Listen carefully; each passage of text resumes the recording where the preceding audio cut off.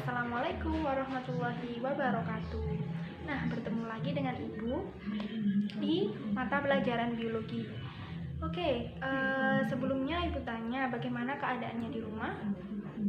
Semoga tetap sehat selalu ya, dan juga tetap semangat meskipun dalam keadaan pembelajaran online seperti ini. Sebelum kita memulai pelajaran kali ini, alangkah lebih baiknya kalau kita berdoa terlebih dahulu. Jadi Ibu pimpin dari sini, berdoa menurut kepercayaan masing-masing. Berdoa dimulai.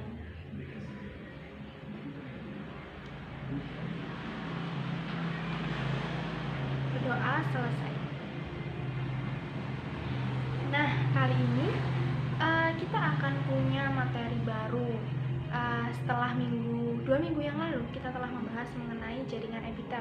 Kemudian minggu lalu kita telah membahas mengenai jaringan darah. Nah, untuk kali ini, materi kali ini yaitu mengenai jaringan otot. Kita langsung saja mulai pembelajarannya. Nah, jadi apa itu jaringan otot? Jadi, jaringan otot ini merupakan jaringan yang berperan dalam tubuh kita untuk melakukan sebuah pergerakan, baik sadar maupun tidak sadar. Nah, jaringan otot tersusun atas sekelompok sel yang memiliki mikrofilamen, aktin, dan juga miosin, sehingga mampu berkontraksi. Hasil dari kontraksi ini nantinya akan menimbulkan sebuah pergerakan. Itu. Nah, apa itu aktin dan miosin? Jadi, aktin dan juga miosin ini merupakan sebuah protein kontraktil, di mana ketika ada rangsangan atau ketika ada stimulus, dia mampu berkontraksi. Seperti itu ya. Nah, hasil dari kontraksi aktin dan juga miosin nanti akan menyebabkan organ yang ada di dalam tubuh kita, tentunya organ yang tersusun atas jaringan otot, dia akan mampu bergerak akibat dari kontraksi tersebut. Seperti itu. Paham sampai sini? Ya. Nah, jadi jaringan otot adalah jaringan yang tersusun atas sel-sel panjang. Sel-sel panjang yang disebut juga dengan serabut otot. Serabut otot mampu berkontraksi apabila ada yang namanya rangsangan atau impuls dari saraf. Udah paham ya?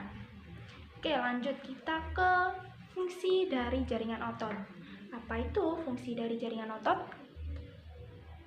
Nah, fungsi dari jaringan otot yang utama adalah sebagai pergerakan di tubuh, baik secara sadar maupun tidak sadar.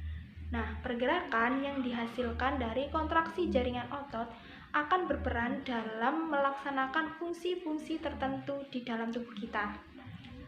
Antaranya, jadi ada 3 fungsi tertentu. Yang pertama, dia menggerakkan rangka. Kemudian yang kedua, menggerakkan sistem pencernaan. Dan yang ketiga, menggerakkan jantung.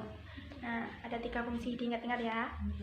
Kemudian dari ketiga fungsi tertentu ini akan menjalankan organ-organ tertentu yang ada di dalam tubuh kita.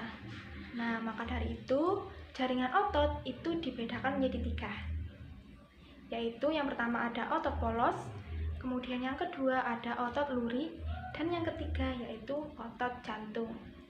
Nah, lanjut ya. Kita akan membahas satu persatu kali ini. Jadi kita akan membahas yang pertama yaitu mengenai otot polos.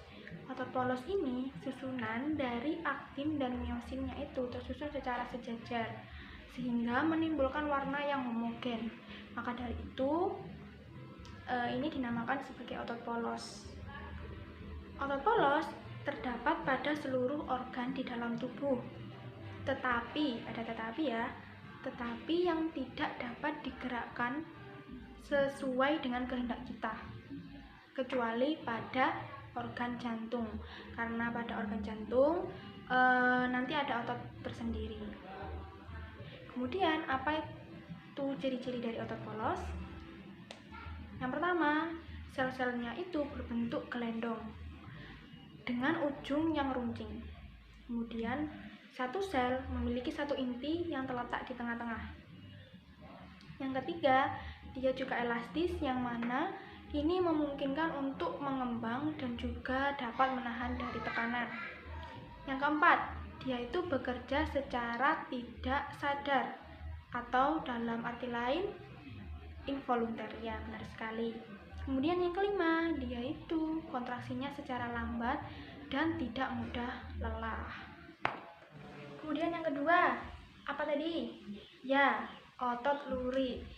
Kenapa disebut sebagai lurik? Karena susunan protein dari aktin dan juga miosinnya ini tersusun secara tumpang tindih, sehingga dia itu memunculkan garis gelap dan terang, maka dari itu dinamakan lurik. Nah, jenis otot ini tuh terdapat pada seluruh rangka atau tulang. Karena itu, dia itu disebut juga dengan otot rangka. Apa itu fungsi dari otot rangka? Otot rangka berfungsi sebagai alat gerak aktif yang menggerakkan tulang. Nah, otot rangka inilah yang sering kita sebut dengan daging. Kalian tahu daging yang biasanya itu? Nah, itu merupakan contoh dari otot lurik, seperti itu. Kemudian, apa itu ciri-ciri dari otot lurik? Yang pertama, dia itu berbentuk serabut panjang, serabut silinder panjang. Kemudian, yang kedua, dia itu memiliki banyak inti. Satu selnya punya banyak inti yang terletak di tepi-tepinya. Kemudian yang ketiga, kontraksinya itu terjadi secara cepat, namun tidak cepat lelah atau tidak mudah lelah. Kemudian yang keempat, dia bekerja secara sadar atau dikontrol oleh otak. Nama lainnya dia kerja secara volunter. Kemudian yang terakhir tadi apa? Ya, otot jantung. Ya, sel-sel dari otot jantung ini tersusun seperti anyaman bersambung. Kalau yang otot polos tadi kan tersusun sejajar. Kemudian yang otot lurik tersusun secara tumpang tindih. Kemudian kalau yang otot jantung ini tersusun seperti anyaman bersambung dengan jaringan penyambung di sekelilingnya. Kemudian struktur dari otot jantung ini disesuaikan dengan fungsi dari jantung itu sendiri. Yang mana apa itu fungsi dari jantung? Ya, fungsi dari jantung yaitu untuk memompa darah ke seluruh tubuh. Ya, maka dari itu karakter dari otot jantung ini tidak ditemukan di otot-otot yang lainnya. Seperti itu ya. Kemudian apa itu ciri-ciri dari otot jantung? Yang pertama, dia itu berbentuk silinder dan panjang. Kemudian yang kedua, dia juga tidak hanya memiliki satu inti sel. Kemudian yang ketiga, dia selnya itu bercorak-corak lurik, lurik seperti itu ya.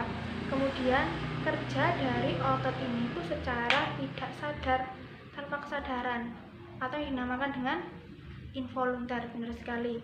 Kemudian dia yang kelima, kontraksi dari otot ini tuh terjadi secara cepat, tetapi dia juga tidak mudah lelah, seperti itu. Udah ya. Kemudian ada tambahan. Nah, tambahan ya. Ini tambahan. Ada sel-sel otot memiliki sel otot ya, ini bukan jaringan otot. Sel otot itu memiliki struktur khusus.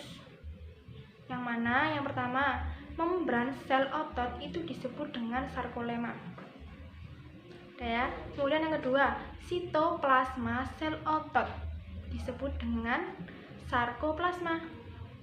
Kemudian yang ketiga, serat otot itu disebut dengan miofibril, di mana miofibril ini disusun oleh beberapa dari sarkomer.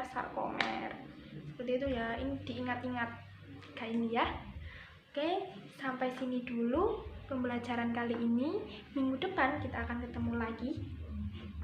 Jadi jangan lupa untuk tetap belajar dan juga mereview materi-materinya di rumah, dibaca-baca. Kemudian kalau ada yang ditanyakan, silahkan ditanyakan, tidak usah sungkan. Ibu akhiri sebelumnya. Assalamualaikum warahmatullahi wabarakatuh.